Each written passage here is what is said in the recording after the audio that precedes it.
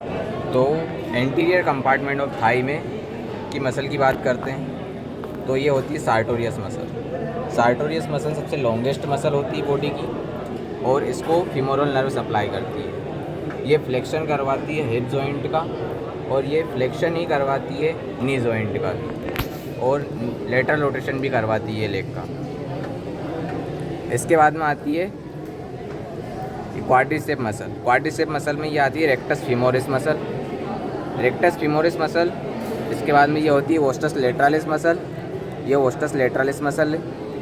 ये वोस्टस medialis muscle है। ये वोस्टस इंटरमीडियस मसल है। वोस्टस जो लेटरालिस मसल होती है इसको बच्चों में इंट्रामस्कुलर इंजेक्शन के लिए भी यूज़ किया जाता है। और जो रेक्टस फीमोरिस मसल होती है इसे किक मसल भी कहते हैं।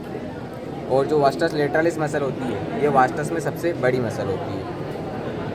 इनकी भी नर्व सप्लाई जो होती है वो फीमोरल नर्व की पोस्टीरियर ब्रांच होती है। और फीमोरल ये सार्टोरियस मसल की जो रहती है इसकी anterior division of femoral nerve रहती है। इसके बाद में बात करते हैं फीमोरल ट्रायंगल। तो फीमोरल ट्रायंगल की जो लेटरल बाउंड्री होती है वो medial border of the sartorius muscle बनाती है। ये सार्टोरियस मसल है।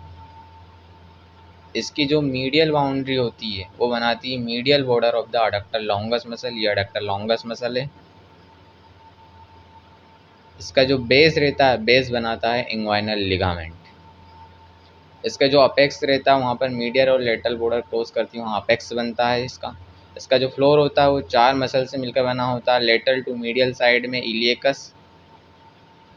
इलियकस, psoas major, pectineus and adductor longus muscle.